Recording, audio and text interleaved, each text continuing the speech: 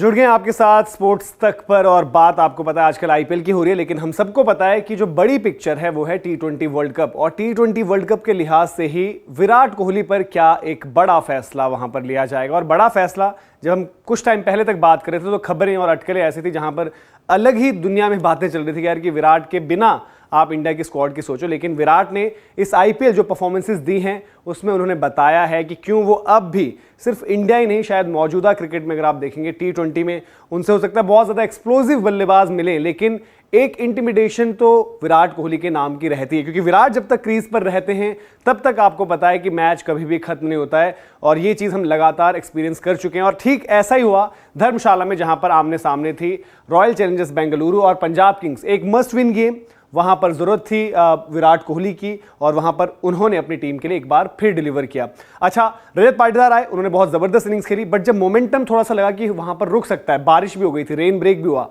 वहां पर विराट कोहली ने एक्सेलरेशन जो है जारी रखा। और बाद में उन्होंने ये भी कहा था कि भाई मैं ये चाहता था कि स्ट्राइक रेट जो है ना वो थ्रू आउट, क्योंकि उनको ही पता है कि स्ट्राइक रेट पर चर्चा बहुत होती है, थ्रू आउट मेंटेन करके चलूं। और सबसे पहले उनको पारी दिखाते हैं आपको कि किस तरीके की पारी रही। और शायद आप देखेंगे जिस आक्रामक अंदाज में वो खेले इस सीजन में, शायद आप कह सकते हो कि जितना लंबा वो क्रीज पर रहे और जितना आक्रामकता उन्होंने दिखाई उस लिहाज से बेस्ट है। लेकिन अभी भी मैं कहूंगा कि जो उनकी पारी रही थी अगेंस्ट गुजरात टाइटंस, जहां पर विल जैक्स छा गए थे शतक मारकर, वो पारी उनकी बेस्ट थी। क्यों थी इस पर भी आएंगे, लेकिन इस पारी पर पहले एक बार नजर डालते हैं कि इस पारी में विराट कोहली ने आखिर किया क्या। 100 से जरूर चूक गए हो, शतक अपना पूरा नहीं कर पाए, लेकिन समझते हुए ग्राउंड की डायमेंशन की, यहां पर एक 6 हिटिंग ग्राउंड ये है, वहां पर जिस तरीके से उन्होंने छक्के लगाए और स्पिनर्स को जो स्लॉग स्वीप मारा, उन्होंने कहा कि फॉर्मेट की रिक्वायरमेंट ये है कि यहां पर आपको ऐसा नहीं है कि लगातार प्रैक्टिस करते जानी है, आईपीएल में आपका ट्रैवल भी रहता है, बट जो मैंने किया हुआ है पास्ट में वो एग्जीक्यूट करना था। और ये सबसे बड़ा प्लस है, और शायद ये प्लस निकल कर आया गुजरात टाइटंस वाली ही गेम से, जहां पर क्वालिटी स्पिन अटैक के अगेंस्ट विराट कोहली बहुत ज़्यादा कंफर्टेबल दिखे, एट ईज दिखे, और उन्हें ज़बरदस्त बैटिंग कर वहां पर दी। और उसके बाद उस कॉन्फिडेंस को वो आगे लेकर आए हैं। और इवन आपको याद होगा अर्शदीप पर यार एक अच्छा शॉर्ट बॉल था, उस पर जो उन्होंने टाइमिंग के साथ शॉट मारा, या फिर सैम करन के अगेंस्ट जो 100 रन पर जो उन्होंने रख कर एक छक्का मारा, तो वो ज़बरदस्त परफॉर्मेंस रही। और अब बड़ी कॉल क्या हो सकती है,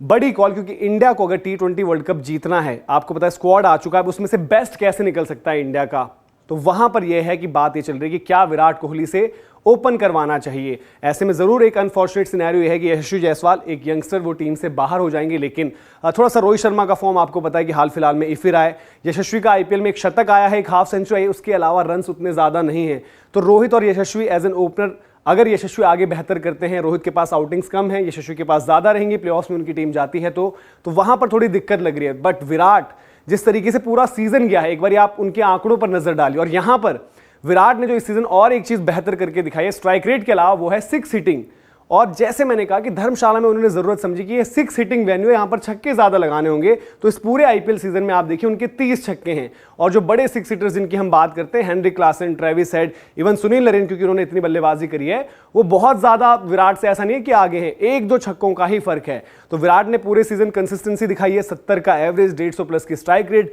30 छक्के, तो ऐसे में लग रहा है कि टीम इंडिया के लिए बेहतर ऑप्शन है। और एक चीज जो विराट ने पिछले सीजन से वो लेकर आए हैं एज एन ओपनर, वो है अपना अग्रेसिव अप्रोच। कभी कभार पहले होता था कि फैफ पहले अटैक करते थे और देन विराट धीरे धीरे इनिंग्स बिल्ड करते थे, बट अब पिछले सीजन से हम देख रहे हैं कि विराट स्ट्रेट अवे अटैक करते हैं। ऐसे में कभी कभी चांसेस भी बनते हैं, बट अगर वो मौके वहां पर बच जाते हैं विराट, तो फिर आपको पता है सामने वाले बॉलर्स फिर बच नहीं पाते और उनकी पारियां भी बड़ी होती हैं और इंटेंट स्पिनर्स को अटैक करने, और ये शायद भारत को काम भी आए, पर्टिकुलरली जब आप आगे सुपर 8 में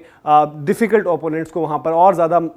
मजबूत टीम्स और तगड़े बॉलिंग अटैक्स को खेले हो, क्योंकि आपको अप फ्रंट वो चाहिए होगा। अगर फिर विकेटें गिर गई तो फिर ये होगा कि यार विराट आ रहे होंगे एज एन ओपनर, फिर मिडिल ऑर्डर भी संभालो और फिर एज अ फिनिशर भी खेलते जाओ। तो ये एक फॉर्मूला, और इसमें ऑप्शंस क्या मिल जाते हैं आपको कि विराट रोहित अगर ओपनर होगे तो आप अगर चाहो तो संजू सैमसन को 3 कर दो एज विकेट कीपर बल्लेबाज, 4 नंबर पर आपके सूर्य कुमार यादव होगे, फिर आपके पास एक एडिशन का ऑप्शन है कि आप शिवम दुबे को डाल दो, जो आपको एक स्पिन हिटर के लिए एक अच्छे ऑप्शन है। तो शिवम दुबे आगे, जरूरत पड़े तो एक ओवर उनसे डलवा लो, फिर आपके पास हार्दिक पांड्या हैं, और फिर आपके पास रविंद्र जडेजा रहेंगे, followed by your bowlers bowling group जो भी हो। तो आपको क्या लग रहा है, क्या भारत अगर वो वर्ल्ड कप एक सूखा खत्म करना है, उसके लिए क्या एक बेस्ट डिसीजन रहेगा कि विराट कोहली जो आईपीएल में जबरदस्त, और ये भी नहीं भूलना होगा कि विराट कोहली ने जब आखिरी बार भारत के लिए ओपन किया था तब वो पारी आई थी जहां से विराट एकदम वापस आए थे फॉर्म में, अफगानिस्तान के खिलाफ शतक जो उनका T20 इंटरनेशनल में सबसे बड़ा स्कोर है। तो आखिरी पारी एज एन ओपनर भी शतक है, और अगर वो यहां पर T20 वर्ल्ड कप में एज एन ओपनर खेलते हैं तो ऐसा लग रहा है कि भारत के चांसेस जो हैं और बेहतर होंगे। आपकी क्या राय है कमेंट सेक्शन में जरूर बताएं। अभी के लिए हम आपसे इजाजत लेते हैं। दिन भर जो है खबरों का सिलसिला ऐसे ही बना रहेगा। बहुत बहुत शुक्रिया।